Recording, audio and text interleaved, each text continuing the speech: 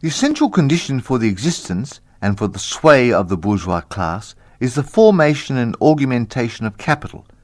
The condition for capital is wage labour. Wage labour rests exclusively on competition between the labourers. The advance of industry, whose involuntary promoter is the bourgeoisie, replaces the isolation of the labourers due to competition by their revolutionary combination due to association. The development of modern industry therefore cuts from under its feet the very foundations upon which the bourgeoisie produces and expropriates products. What the bourgeoisie therefore produces above all are its own gravediggers.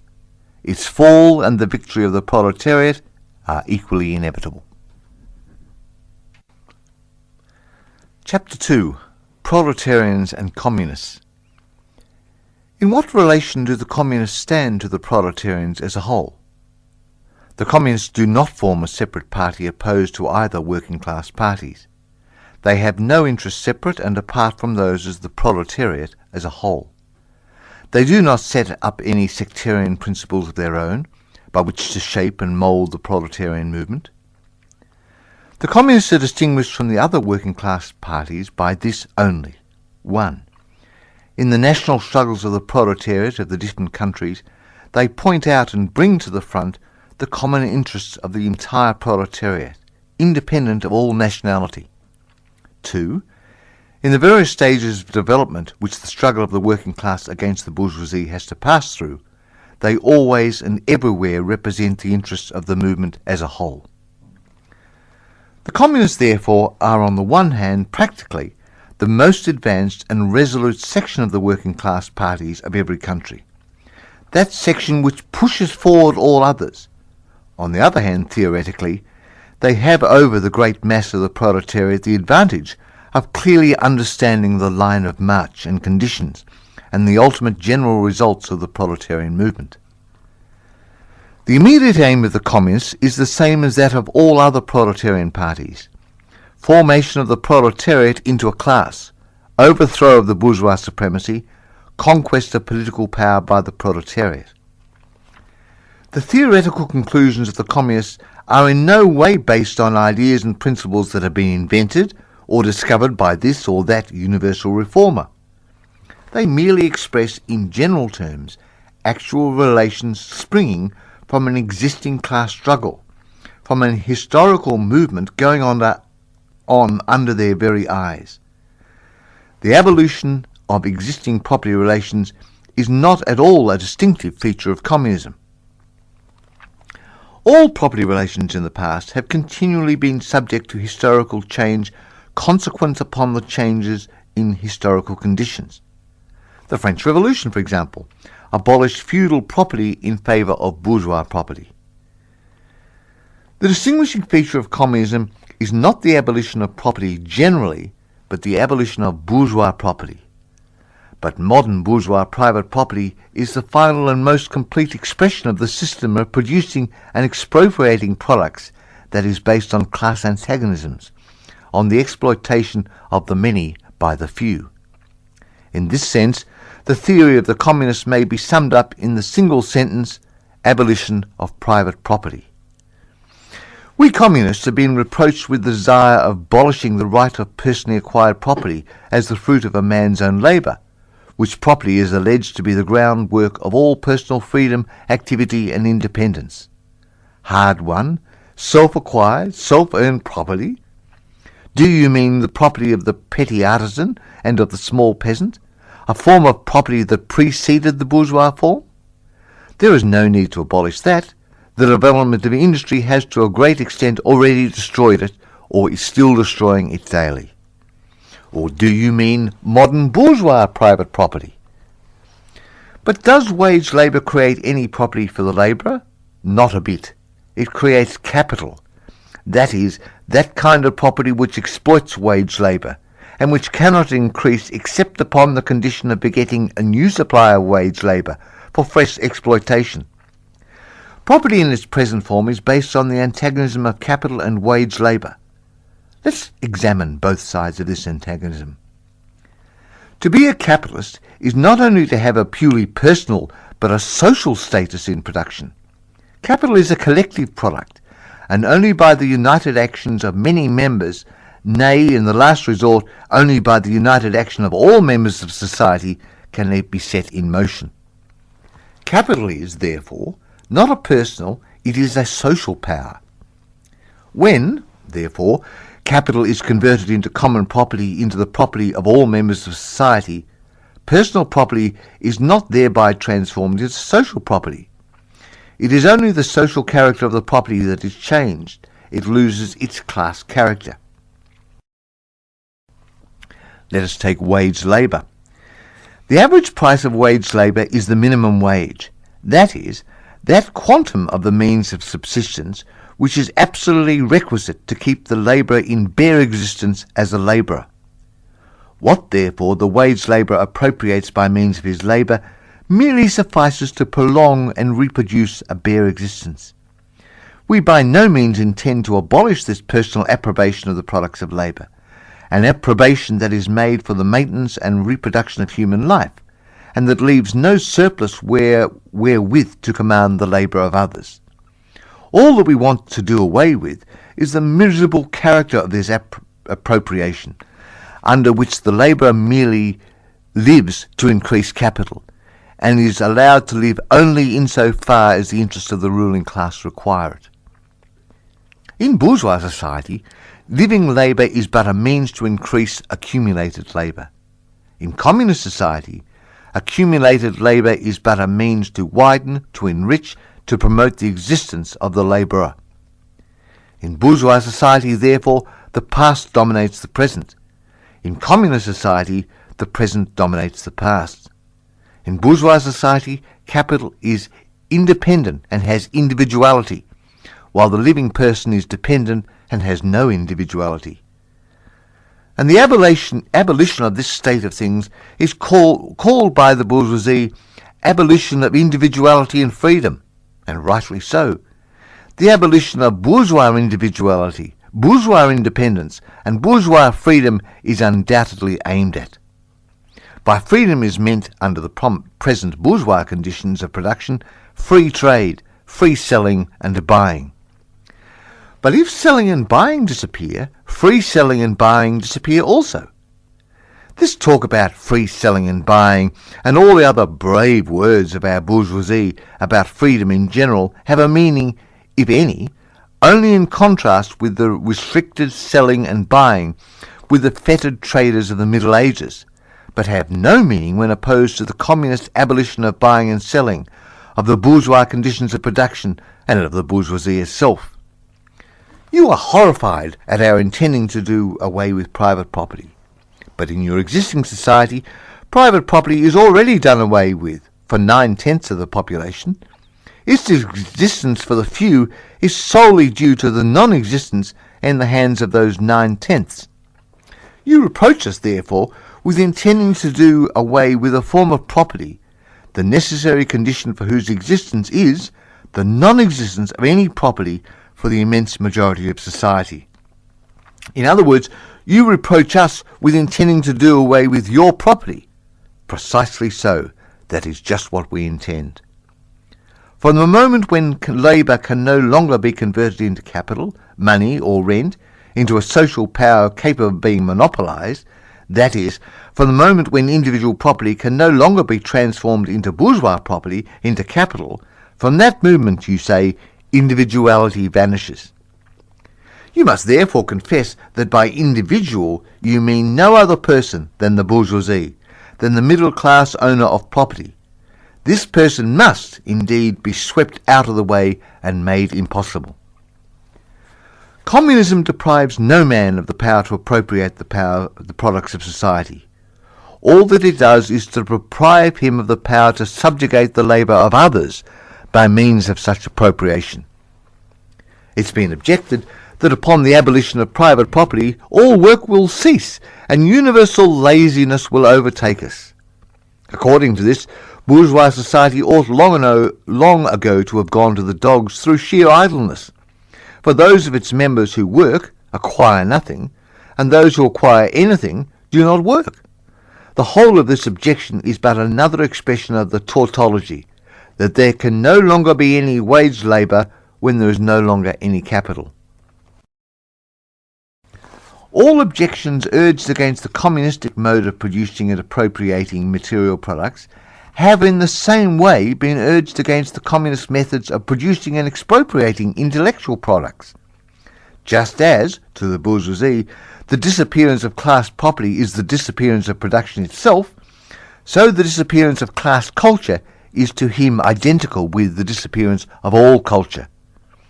That culture, the loss of which he laments, is for the enormous majority a mere training to act as a machine.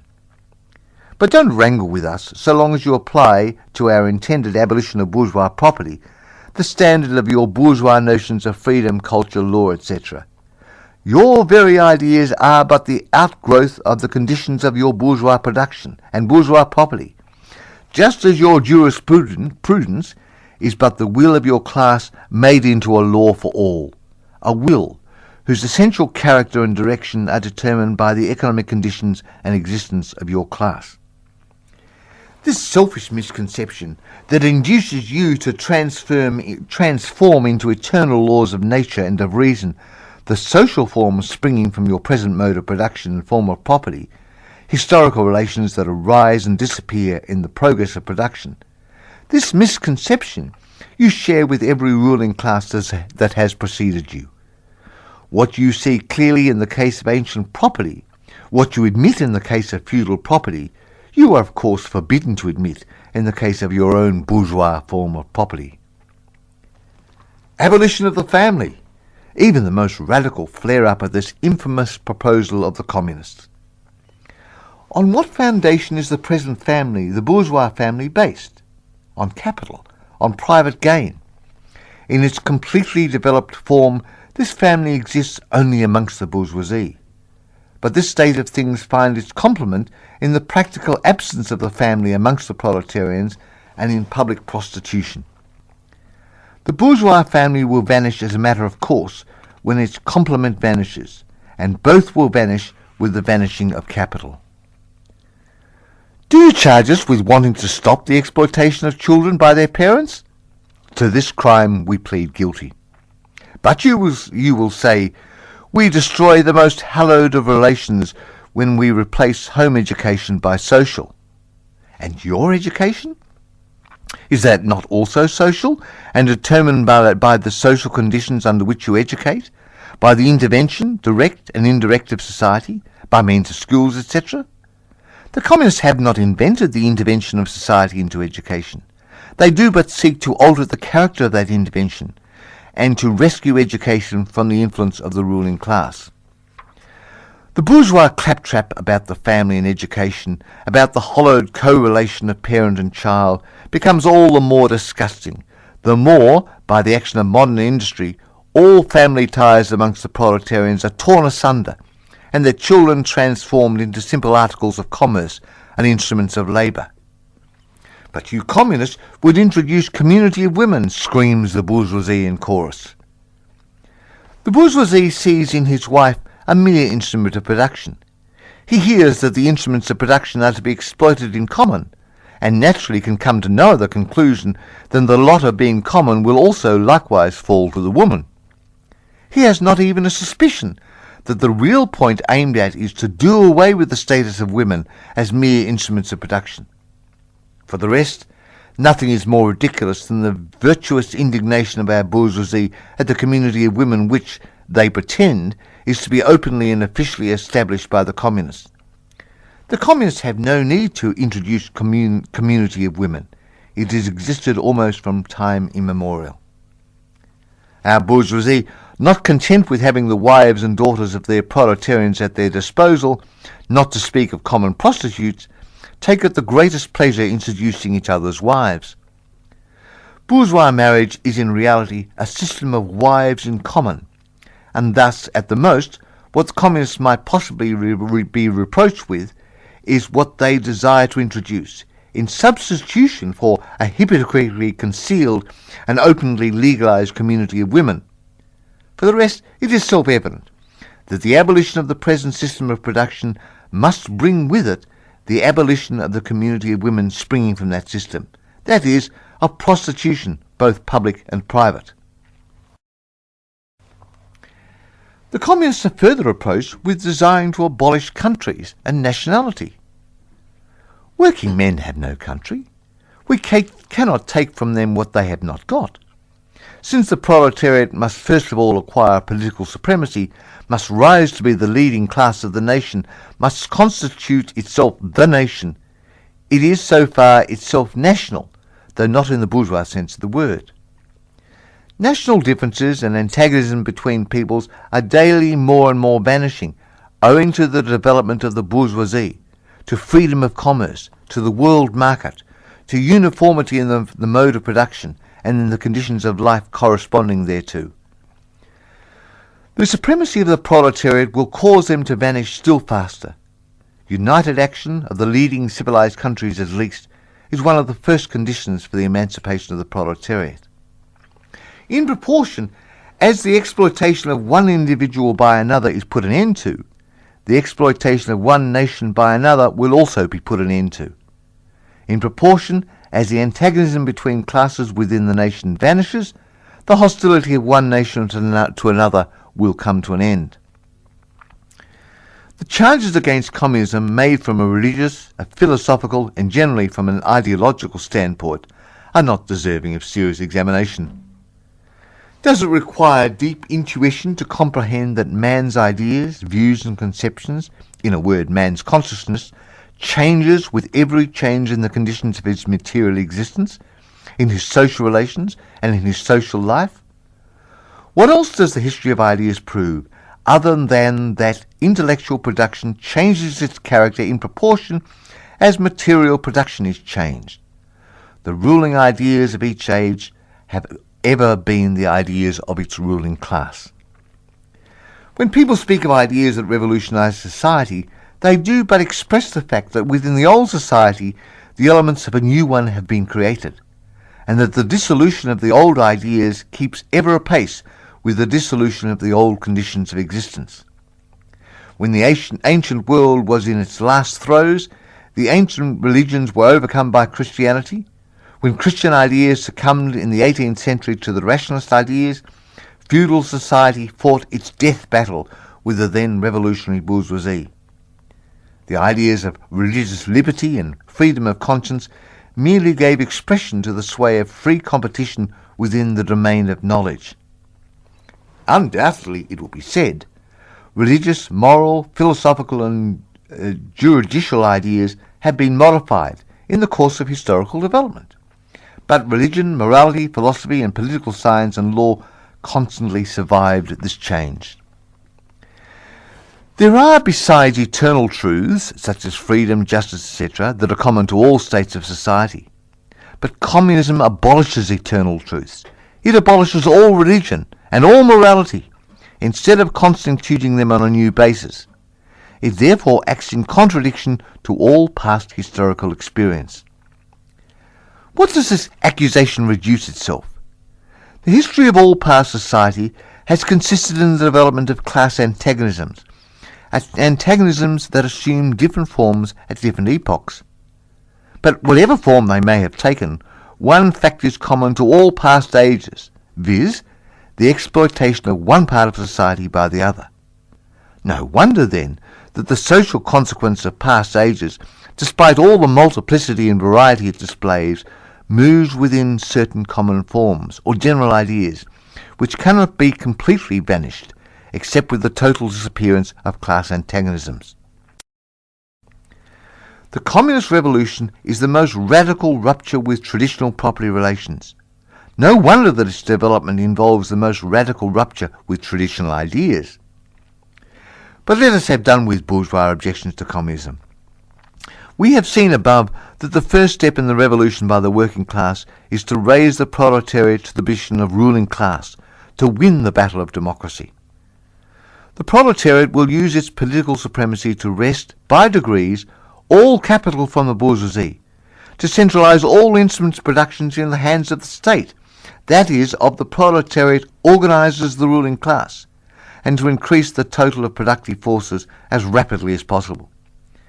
Of course, in the beginning this cannot be effected except by means of despotic inroads on the rights of property, and on the conditions of bourgeois production, by means of measures, therefore, which appear economically insufficient and untenable, by which in the course of the movement our strength themselves necessitate further inroads upon the old social order, and are unavoidable as a means of entirely revolutionizing the means of production.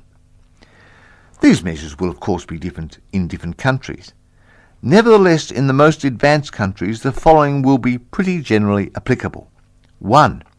Abolition of property in land and application of all rents of land to public purpose. 2.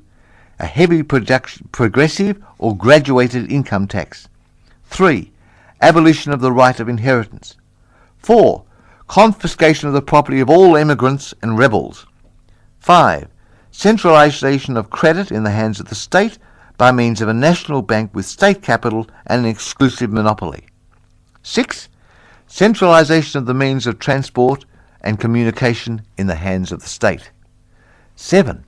Extension of factories and instruments of productions owned by the state, the bringing into cultivation of waste lands, and the improvement of the soil generally in accordance with a common plan.